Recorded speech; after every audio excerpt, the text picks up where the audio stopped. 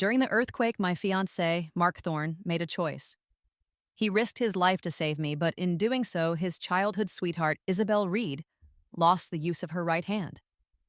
She would never be able to hold a pen again, or so they said.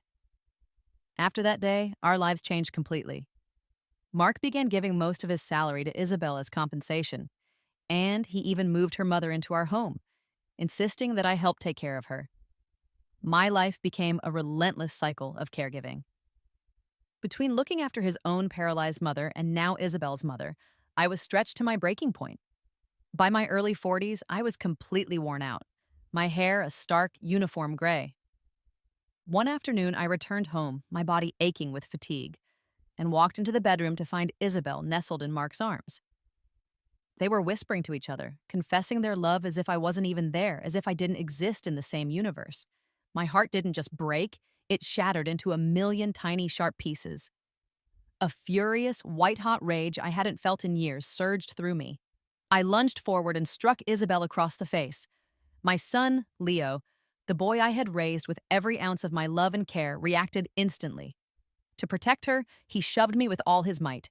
I tumbled backward, my feet finding no purchase, and fell violently down the stairs. My head struck the hard floor with a sickening crack, and blood began to flow everywhere, pooling around me like a dark halo. I died instantly.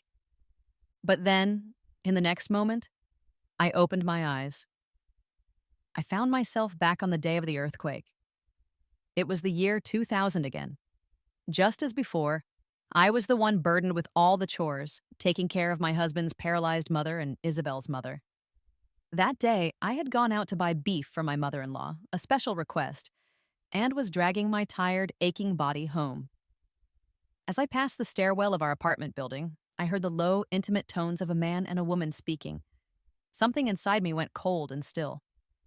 "Mark, when will you finally divorce her?" Isabel asked, her voice a soft, cloying whisper. "Be patient, baby," Mark replied, his voice a low murmur. "I can't leave her yet. Who else would take care of your mom and mine?" It felt like a bolt of lightning had struck me, splitting me open. Those voices belonged to Mark Thorne and Isabel Reed. They were standing there, wrapped in each other's arms, their eyes filled with an affection that made me feel like the intruder, the burden they had to sneak around to escape.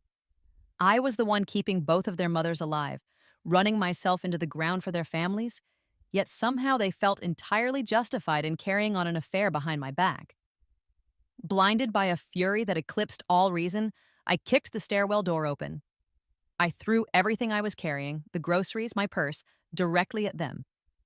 "Mark Thorne! Isabel Reed! You two are shameless!" I screamed, my voice raw. Mark immediately stepped in front of Isabel, shielding her with his body. "Clara Hayes, what are you doing?" he yelled, glaring at me as if I were a mad woman who had just escaped her keeper. Isabel peeked out from behind him, her voice soft and pitiful, laced with poison. "Clara, you were the one who cried out for Mark during the earthquake. He has only been taking care of me because he feels guilty." Without thinking, driven by a primal rage, I slapped her hard across the face. "Clara Hayes," Mark barked, pulling Isabel back into his arms protectively. Just then, my son Leo stormed in and shoved me violently. "You're horrible! How dare you hurt Mommy Isabel!" I stumbled backward, my balance lost, and fell down the stairs again. Blood poured from my head, a familiar warmth spreading through my hair.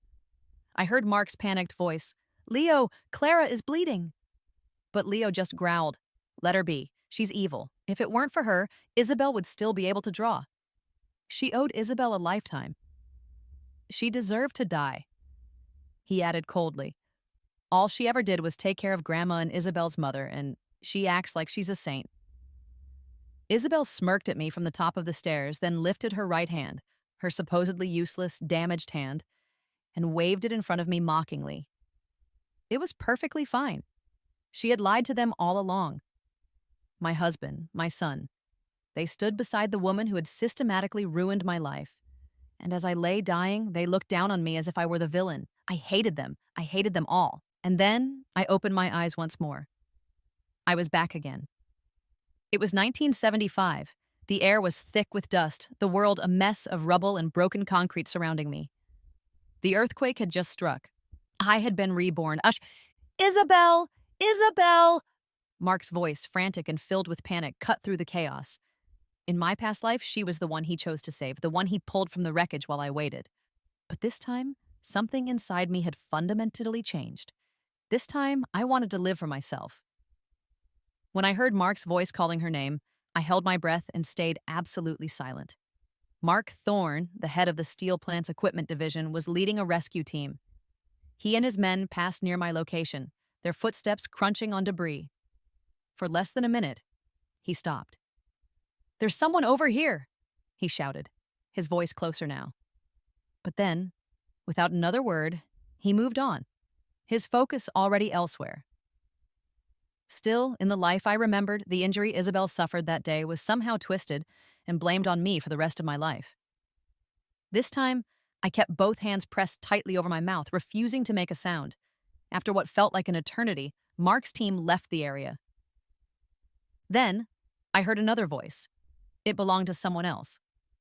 Daniel Carter, the leader of another rescue unit, was also searching the debris. "Is anyone there?" he called out, his voice strong and clear. "Anyone? Speak up!" This time I screamed with everything I had left. "Help! I'm here!" "Don't be afraid," he called back, his voice kind and reassuring. "We're coming for you." Relief, pure and overwhelming, flooded my heart. Rescue had come.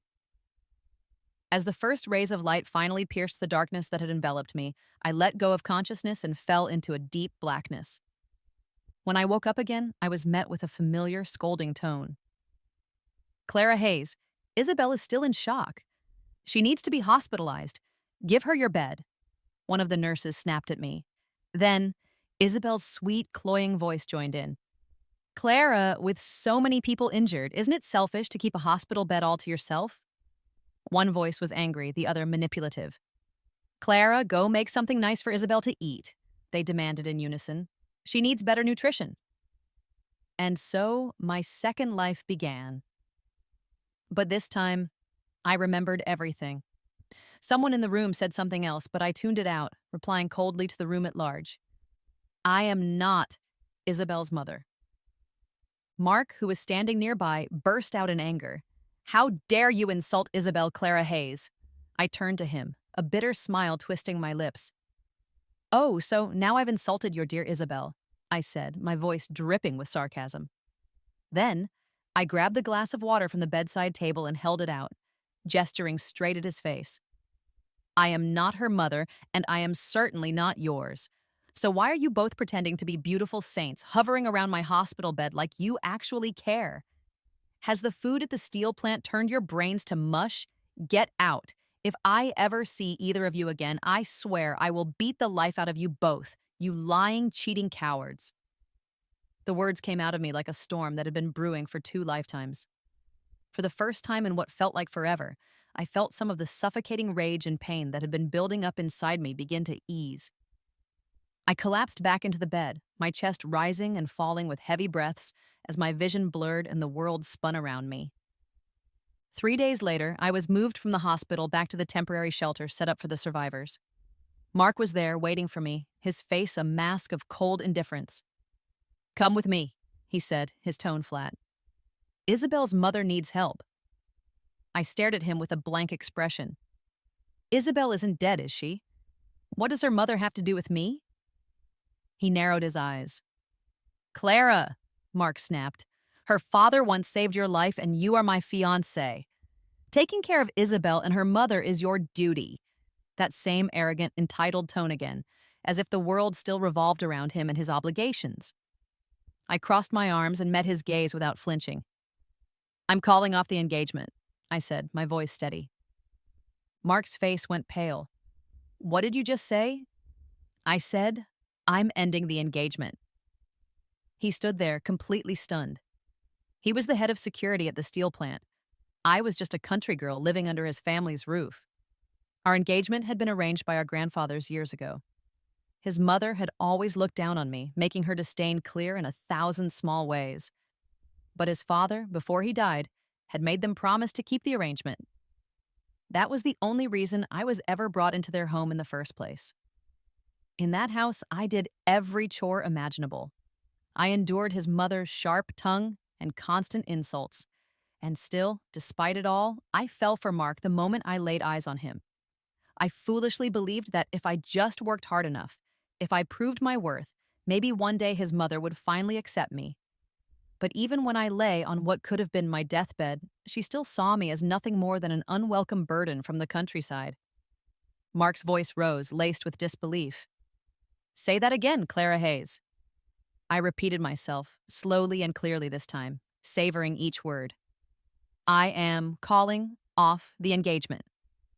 He let out a dry, humorless laugh. So now you think you can defy me? Fine. If you have the nerve, walk out right now and never come back. Without another word, I turned and calmly began to pack the few belongings I had. I slung my bag over my shoulder and walked toward the door. If you walk out that gate, he shouted behind me, his voice tight with anger, it's over for good. Don't think you can come crawling back later pretending you belong in the city. This is your choice, not mine. I stopped in my tracks. He smirked, thinking he had won, that I had changed my mind. You finally see sense, he sneered. If you know what's good for you, stay. I turned to face him and held out my hand. Give me the engagement certificate. He frowned. What did you say? You heard me. Give me the certificate. His face twisted with anger. You can't stand the thought of losing your free place to live, can you? Chief Thorne's housemaid. I looked at him coldly. Just give it to me. Fuming, Mark stormed away and returned moments later with the folded document. I took it from his hand, and right there in front of his face, I ripped it into pieces. Goodbye, Chief Thorne, I said calmly. I never want to see your face again. Mark stood frozen, staring at the closed door, the torn scraps of paper at his feet. For reasons he couldn't explain, his chest felt hollow, as if something precious and important had just slipped through his fingers. Outside, the city was still in ruins, a landscape of destruction and grief. But I walked forward with a sense of purpose I hadn't felt in years. I made my way to the school auditorium, which had been converted into a makeshift medical center. After a short screening process, I was accepted into the medical relief team. Only then, surrounded by wounded people, grieving families, widows, orphans, and lost souls, did I finally realize how small and self-contained my own pain had been. I had a body that could still move. I had breath in my lungs. But I had never once stood up for myself. I had let a twisted sense of gratitude and emotional guilt keep me chained to a life that was slowly killing me. To say that I never suspected the affair between Mark Thorne and Isabel Reed in my past life would be a lie. No woman is that blind, especially not when they made so little effort to hide it. But I had been drowning in a sea of self-sacrifice, giving so much of myself away that I had forgotten who I was. Why had I been the one forced to leave that house? Why was I always the one who had to walk away? How could I have lived that life for so long, caring for a paralyzed old woman, enduring a mother-in-law who never saw any worth in me, being praised only when it suited their needs and blamed for everything else? I had finally broken free of those invisible chains. They used to say I was lucky. Even without a college degree, I had somehow managed to become a city woman. People would comment on how fortunate I was, always supported, never needing to work a day in my life. But they never truly saw the sacrifices I had made. They thought it all came naturally, as if I had done nothing to earn my place. Deep down, they looked down on me. Clara, go take care of the wounds on bed 5, a doctor's voice said, pulling me out of my thoughts. Got it, I replied quickly. I gathered the necessary supplies onto a tray and walked briskly toward the patient. Hello there, I said gently, setting the tray down and putting on a pair of gloves. I'm here to treat your wounds. It's you, the man in the bed said, a warm, friendly smile spreading across his face. I almost didn't recognize you with the mask on. I looked at him closely, his eyes. They seemed familiar, like a memory from a long-ago dream. I'm Daniel Carter, he said with a soft chuckle. I'm the one who pulled you out from under the rubble. In that instant, everything clicked into place. No wonder I remembered his eyes. At the time of the disaster, they were the last thing I saw before I lost consciousness. So it was you who saved me, I said, my voice filled with a profound and genuine gratitude. Thank you so much. He shook his head modestly. It wasn't just me. A few of us from the unit were digging through the debris. I just happened to be the one closest to you, so I carried you out. Well, thank you anyway, I said with a smile. Let me take care of your injury first. Daniel nodded. Thanks, he said, extending his injured arm. His arm was in rough shape. Bits of fabric from his uniform had fused with the skin, and I knew it would take time and care to clean it properly. I took extra care, knowing how painful it must be. It's really nothing, Daniel said with a shrug, trying to downplay the injury. Just a small accident, but the higher-ups insisted I get it looked at. He smiled sheepishly. I pressed gently on a spot to clean it, and he yelped, pulling his arm back suddenly. Okay, my bad, Daniel said quickly, raising his uninjured hand in surrender.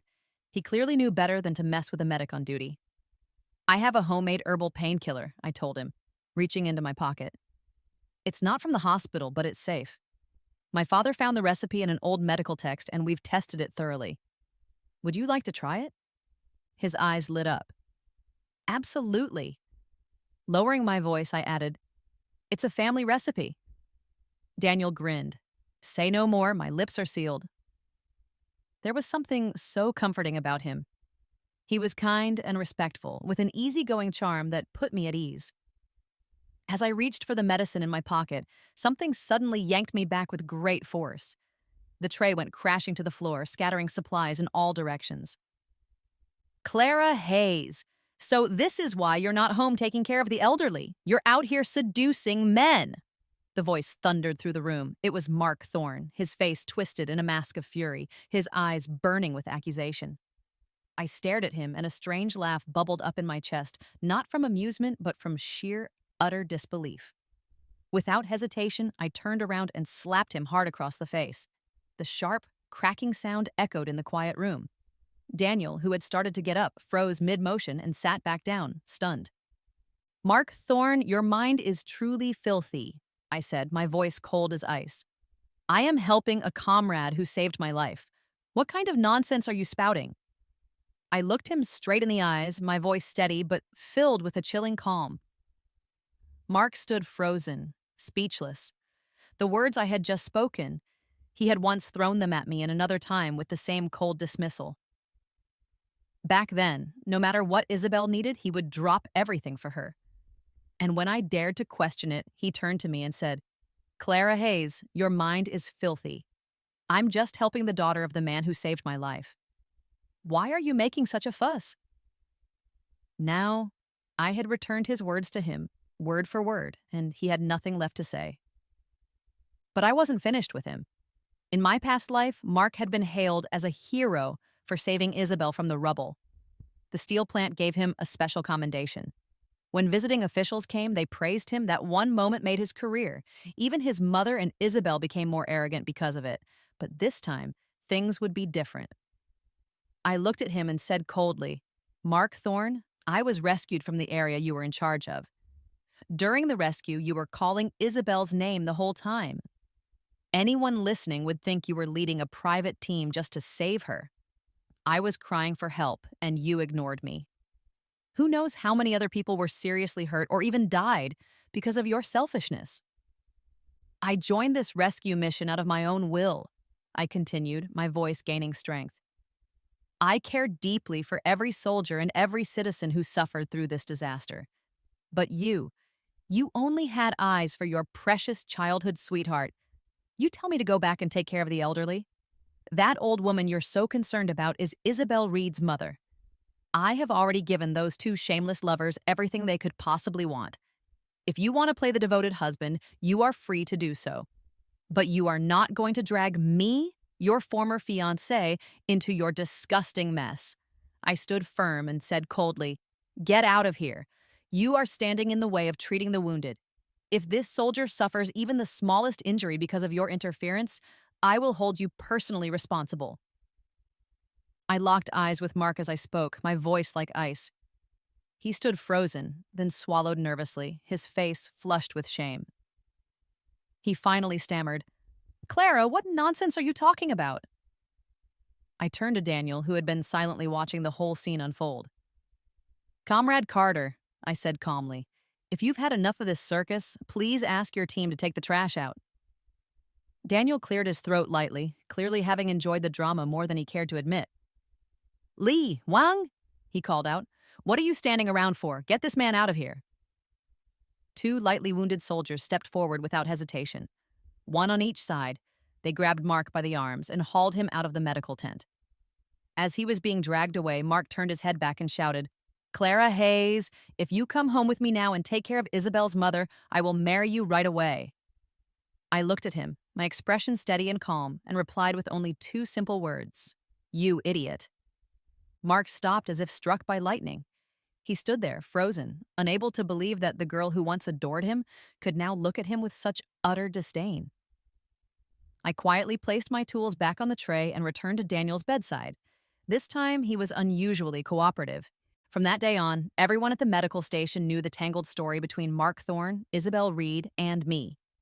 There were only a few temporary relief stations in the city, and ours was filled with many of Mark's neighbors from the steel plant housing complex. News spread fast. Word got out that I had slapped Mark and had him kicked out of the medical tent. Some of the older neighbors, who had always privately disapproved of his relationship with Isabel, began to talk. They told everyone what they had seen over the years, how Isabel always clung to Mark, how she constantly provoked me, how Mark treated me with cold indifference, while only ever protecting Isabel. Meanwhile, I had been the one doing all the cooking, cleaning, and caring for their entire extended family. Soon, many people began to feel a sense of injustice on my behalf. In just a few days, Isabel was being called a shameless woman, and Mark Thorne had officially earned himself the title of a heartless scoundrel. One of the patients I had treated during this time happened to be the elderly mother of the steel plant's director. That connection may have helped the story travel even faster. 3 days later, Daniel was well enough to be discharged. I personally walked him out of the medical tent. I had a feeling he had played a big role in how fast the story had spread. His injuries had been mostly confined to his arm, so he was free to walk around and visit his fellow soldiers, retelling the scene of how I had scolded Mark over and over again. Thank you, Dr. Hayes, Daniel said quietly. No, it is I who should thank you, I replied with a warm smile. We exchanged a quiet look of mutual understanding. No more words were needed. He turned and walked a few steps before stopping and looking back. Dr. Hayes, he asked, what are your plans after the relief station closes? I paused for a moment and then replied, I plan to return to my hometown and care for my grandmother. I'm going to take the college entrance exam. In my past life, not being able to take that exam had always been one of my deepest regrets. At that time, Mark had been focused on chasing promotions, entertaining officials, and doting on Isabel. Everything else, taking care of the household, looking after our mothers, earning money, had fallen on my shoulders. I wasn't just doing housework and caregiving. I was also working odd jobs, washing clothes for others day and night. I had been so foolish back then. This is my contact address, I said, handing him a small slip of paper. Once you're settled, write to me. Sometimes military hospitals recruit civilian staff. If there's any news, I'll let you know. He accepted the paper with a grateful nod. This time, I really am leaving, Daniel said with a gentle wave and a smile. I stood and watched him walk away, preparing to head back inside, when suddenly I saw Mark's mother and Mark himself charging toward me. Behind them came several of their relatives, the village chief from their hometown, and even some elderly neighbors from the housing unit nearby. Just as I was about to speak, I saw Isabel Reed walking slowly toward us, supporting someone gently by the arm. My heart skipped a beat. It was my grandmother. Alarmed, I rushed forward. Grandma, why are you here? My grandmother coughed weakly and said, Clara, my dear Clara. Isabel chimed in with a soft, sweet voice. Grandma's health has been declining. Her only wish before she passes is to see you get married. Isabel looked at me, her expression full of false sincerity, her smile smug and full of triumph. Mark reached out and grabbed my hand.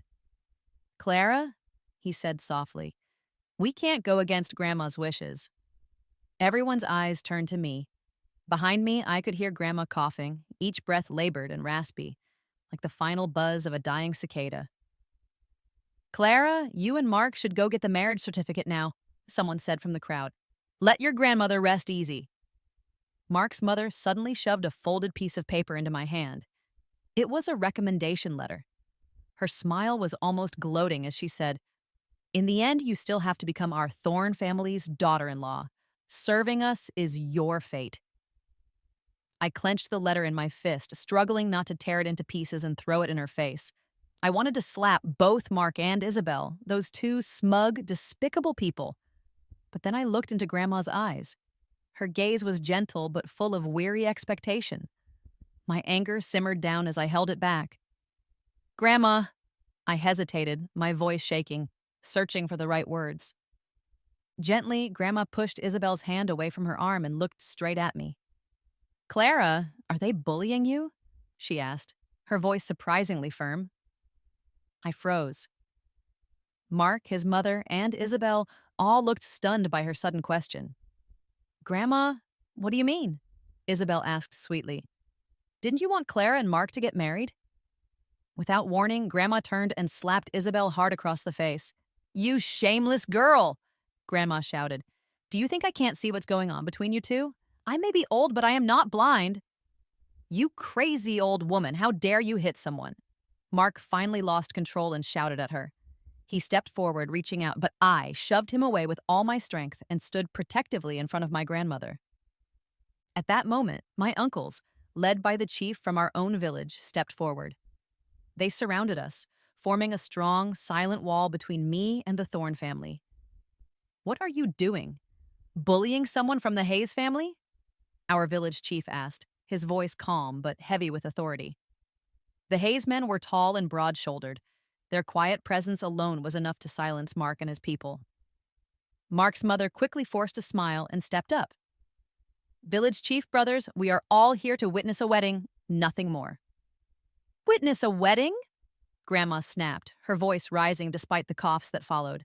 I quickly patted her back to ease her breathing. You think we don't know what kind of person Clara is? Grandma said, her voice ringing with conviction. The moment you arrived, you called her disobedient, selfish, always showing her face in public, flirting with male comrades. But we raised her. We know who she really is. She is kind, responsible, and stronger than any of you could ever imagine. She glared at the Thorne family. You came here to shame her, to pressure her into staying and serving you like a maid. Don't think your city ways can fool us. We see right through you. One of my uncles stepped forward, his voice shaking with fury.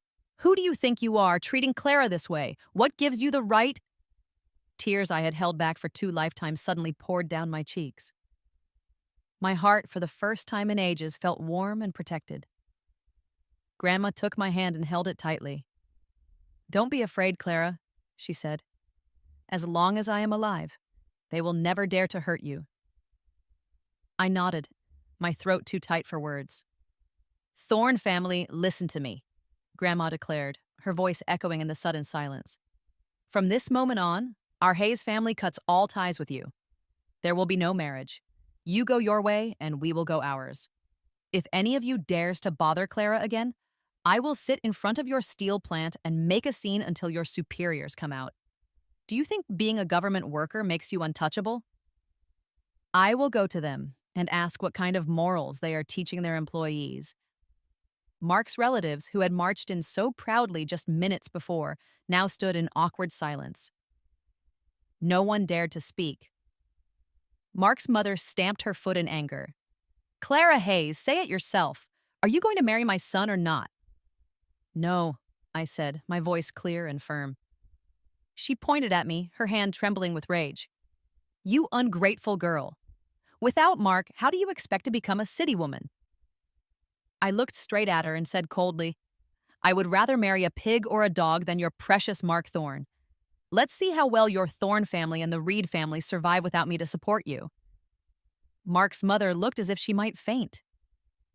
Mark stared at me as if I had just knocked the air out of him. Then, without a word, he grabbed Isabel's hand. Come on, Isabel, he said, his voice defeated. Let's go home. Fine, go home, I called after them. I'll be waiting for the day he regrets everything and comes crawling back. After the Thorne family and their people left, completely and utterly humiliated, I helped Grandma walk slowly back to my dormitory. The village chief and a few of our elders stood nearby but gave us space to talk in private. "Clara, I'm fine," Grandma said gently once we were alone.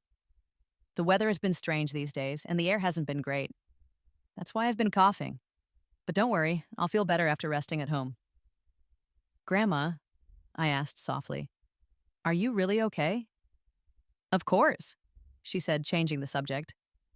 "Are you really working as a doctor at the medical station now?"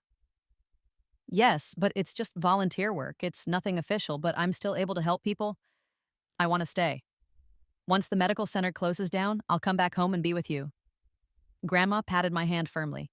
"Good girl, stay and do your work. You make me so proud," she said gently, her eyes full of affection. "Back home, your uncles, the village chief, and all the aunties will take good care of me. You don't need to worry about a thing." "Thank you, Grandma," I replied, my heart brimming with a warmth I hadn't known was possible. We sat and talked for a while longer, mostly about family. Who was doing what? Who had gotten married? How the crops were this season? Eventually, Grandma stood up and the elders began to leave. Before they walked out, they placed several cloth bags on my table, filled with food they had brought for me from the village. After sending them off, I returned to work immediately. I gave it my all, treating each patient with patience, care, and respect. Whether it was a fever, a wound, or just someone needing a comforting word, I responded with calm hands and a kind voice. My techniques were quick, steady, and effective, and soon everyone at the temporary medical center began calling me Dr. Hayes. They said it with a kindness and respect, as though I truly belonged. For the first time in my life, I felt a deep sense of fulfillment. The feeling of being needed, of being valued for my skills, was incredible. People thanked me with genuine gratitude, something I had never experienced before. In my previous life, Mark's mother and Isabel's mother never once spoke a kind word to me, even though I cared for them day and night. Every sentence from them had been cold and harsh. I looked up at the bright sun shining above. The light on my face felt warm and real. A month later, the medical station shut down. It was time to go home. Before I left, the head of the clinic handed me a letter of commendation and an official certificate acknowledging my service. "Clara," he said with encouragement, "don't give up on your studies. You must become a real doctor one day." I nodded with determination. "I will keep studying," I promised. After saying my goodbyes, I returned to the village. The moment Grandma saw me, she was overjoyed. She hurried to air out the bedding, cooked my favorite dishes, and even began cleaning the house, shuffling around the courtyard in her little cloth shoes. Eventually, some of the village aunties had to come and gently guide her back indoors. "We have plenty of people here," one of them said kindly. "You don't have to do everything by yourself." Being home brought me a deep sense of peace.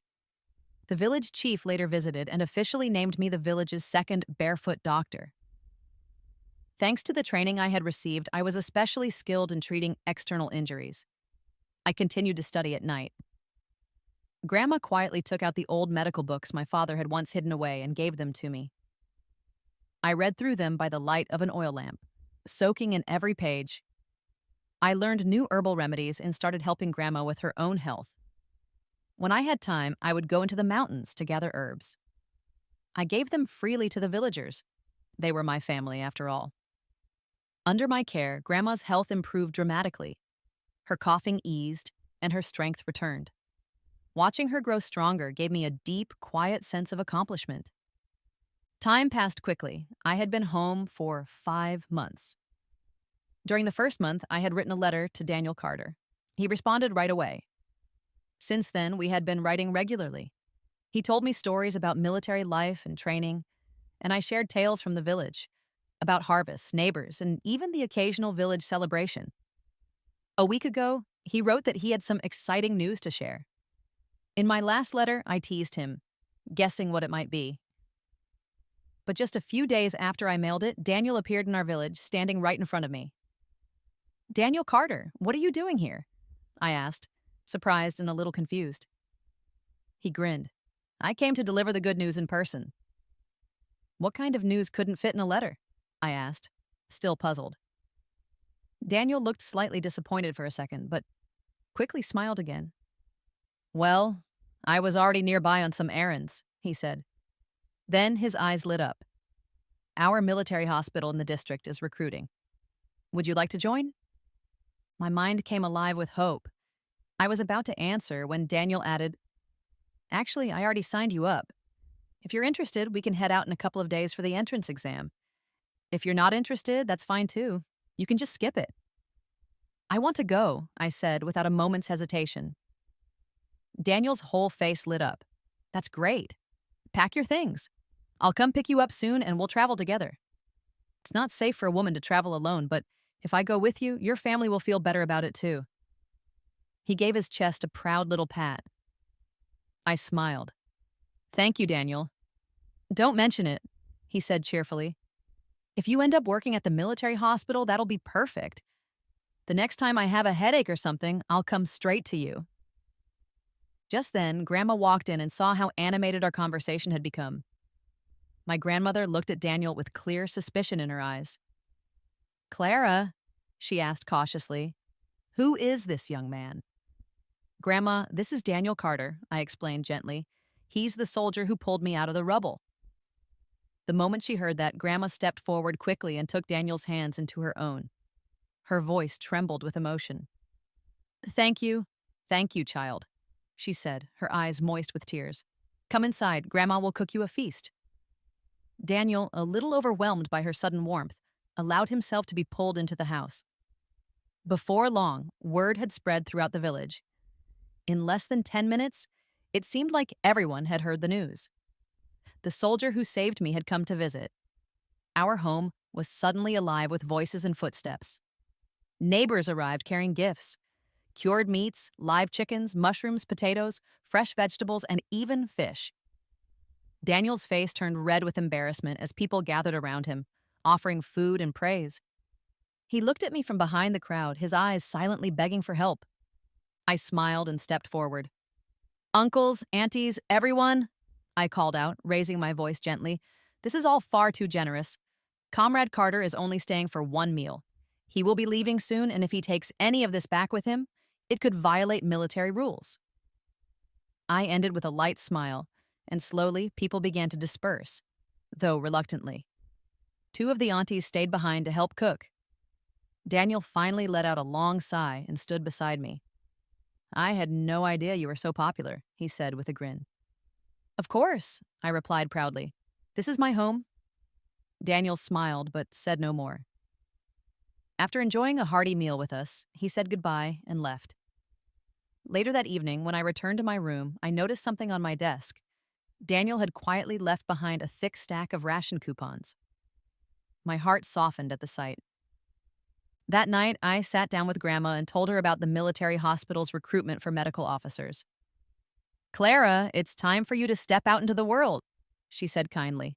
You are capable. I believe you will help many people. Tears welled in my eyes. Grandma, once I get settled, I want you to come live with me. No matter where I go, you will come too. She smiled gently. One day, I will come help my Clara raise her children. I held her tightly. Outside the window, the moonlight shone softly, casting a peaceful glow over the yard. 3 days later, Daniel came to pick me up.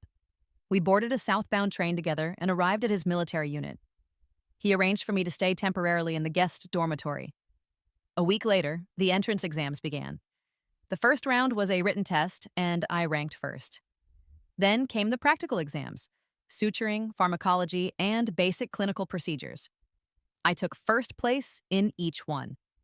With great pride, I was officially accepted as a military doctor. Daniel helped me through the onboarding process and moved all my belongings into the dorm room that had been assigned to me. I was given a private room on the first floor with its own little courtyard. It was a bit damp, but the space was bright and quiet, and I liked it very much. At first, I wanted Grandma to move in with me, but she gently declined. She said she still preferred the calm and rhythm of the countryside. I respected her decision and let the matter go. Before our official duties began, we were granted a short break to settle in and prepare our living spaces. With Daniel's help, I quickly finished setting up my room. To thank him, I cooked a special meal and invited him over. During dinner, I could see he had something on his mind. He looked as though he wanted to speak, but kept hesitating. Daniel Carter, I said softly, do you have something you want to say? His face turned red, and he looked away for a moment before finally meeting my eyes.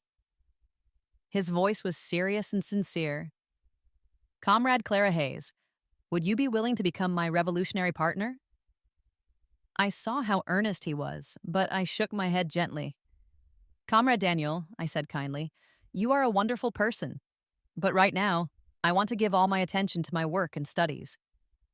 Daniel's smile faltered slightly, and I could see the disappointment in his eyes, but he nodded. All right, Clara Hayes. Just promise me you'll keep working hard. I will, I said with conviction. In this new life, I would not let anyone hold me back. I would keep moving forward, step by step. I was determined to become someone of value, not because of cooking, cleaning, or raising children, but because I could truly help others. I was going to build a future with my own two hands. After that, Daniel still visited now and then. Sometimes we would share a meal or stroll together through the market, but we both understood there would be no more than that for now. Soon, it was September of 1977. The news that the National College Entrance Exam had been reinstated spread quickly across the country. I applied through the hospital to take the test. By the end of October, I finally stepped into the examination hall. I approached each question with complete focus. The material wasn't difficult, but what it represented, a new path, a new life, was more important than anything else. When I finished, I felt like I had crossed a threshold into a different world. For the first time, my future was truly in my own hands. Daniel stayed by my side the entire time. He cooked for me, encouraged me, and never once asked about my score. A month later, I received my admission letter from the Military Medical University. I hurried to the base to find Daniel. When he saw me, his eyes widened in surprise. Daniel Carter, I said with a wide smile, handing him the letter. I got accepted. His face lit up with joy. That's amazing, Clara. Congratulations. You're going to Beijing. That's quite far. Then, perhaps realizing how bold he sounded, he hesitated and looked a bit sheepish. Let me take some time off to escort you there. I smiled. All right, come with me. I'll apply for leave now. Thank you, Daniel Carter. He scratched the back of his head, clearly shy. Don't mention it. Just promise you'll keep writing to me. A week before classes started, we traveled to Beijing together. I finally stepped onto the campus of the school I had dreamed about for so many years. 4 long, exhausting years passed in the blink of an eye. During that time, I earned a reputation as the most diligent student in the university, someone who practically lived in the lab and the library. A few classmates had shown interest in me, but I gently turned each one down. My focus was on my studies and my future. By the time I graduated, Daniel had already risen through the ranks and become a battalion commander. He was the one who came to pick me up on graduation day. We walked side by side, chatting and laughing, our conversation light and carefree. Just then, a scruffy, ragged man stumbled out from the crowd and stood directly in my path. His clothes were worn, his face haggard and gaunt. I blinked in confusion, staring at him for a moment before realization hit me. It was Mark Thorne. "Clara! Clara!" he cried out, his voice trembling. "I knew you wouldn't forget me. Do you remember Leo?" I froze, my heart skipping a beat. Mark Thorne had been reborn too. I narrowed my eyes and they turned cold and sharp, but Mark clung to the moment as if it were his last chance. "Clara!" he shouted. "Leo is our son. Leo Thorne, that little ungrateful brat." What a pathetic excuse for a man. Daniel muttered under his breath, his face darkening. He stepped forward and, without warning, punched Mark squarely in the face. Mark stumbled and collapsed onto the pavement. "Daniel, stop!" I said quickly, placing a hand on his arm before he could strike again. Daniel stood over Mark, his voice low and filled with ice. "Mark Thorne," he said firmly, "interfering with a military marriage is a criminal offense." "Military marriage?" Mark repeated, his eyes wide with disbelief. You're married?" "No, Clara, you wouldn't do that. You loved me too much to marry someone else." I looked at him and laughed, not from joy, but at the sheer absurdity of his confidence. Let's go, Daniel, I said. He's not worth another second. Daniel gave Mark one last hard look before turning to walk beside me. Mark struggled to his feet, swaying as he tried to follow us. He shouted after us, his voice filled with desperation. Clara, I was wrong. It was never that you couldn't live without me. It's me. I can't live without you. Please come back. Don't marry anyone else. His cries echoed behind us. People stopped and turned to look, but Daniel and I never looked back. We had lunch at a quiet, state-run restaurant. As we sat down at the table, Daniel suddenly paused and looked at me. Clara, he asked, when you mentioned a military marriage, were you talking about me? His eyes were warm, hopeful. I smiled and reached across the table, gently taking his hand in mine. Comrade Daniel Carter, I said softly, please take care of me for the rest of our lives. Daniel immediately gripped my hand firmly and replied, Comrade Clara Hayes, it would be my greatest honor. Just tell me what you need and I'll do it. Anything. I couldn't help but laugh at his sincerity, at his slightly goofy expression so full of love. And that very day, we purchased our train tickets and returned to the base together. I went back to work, and Daniel submitted our marriage application. Not long after, we were officially married. A few weeks later, Daniel shared some news with me about Mark Thorne. That year, after I had returned to the countryside, Mark had been removed from his position as department head. He was demoted to a regular worker. Isabel Reed's reputation had also completely crumbled. With no better option, the two of them eventually got married. Isabel's mother, now paralyzed and needing constant care, moved in with them. Isabel lasted only a few days before she started to lose her patience. The house quickly fell into chaos. Mark's mother tried to stay quiet at first, but it didn't last long. Passive-aggressive remarks turned into shouting matches. The household became a battleground, with loud arguments erupting almost every day. Things were no better at work. At the steel plant, Mark's co-workers mocked him and kept their distance. At home, he was stuck between his bickering wife, his overbearing mother, and his sick mother-in-law. The constant tension gave him splitting headaches. One night, after another sleepless evening, Mark made a serious mistake on the job, causing a large financial loss for the plant. He was fired immediately. What Daniel didn't know was that Mark had remembered everything from his past life. Back then, I had been the one who quietly held the family together so he could chase success. He was proud and full of ambition, while Isabel, pampered since childhood, had no skills, no discipline, and certainly no ability to be a supportive partner. Mark even had to do his own laundry. That was when he started looking for me. When he found out I was studying at the Military Medical University, he showed up, hoping to win me back. But in this life, I wanted nothing to do with their twisted mess. I had left it all far behind. I sincerely wished them nothing but a lifetime of rotting in each other's misery. What are you thinking about? Daniel asked gently, pulling me into his arms. I looked up at him, my heart full to bursting.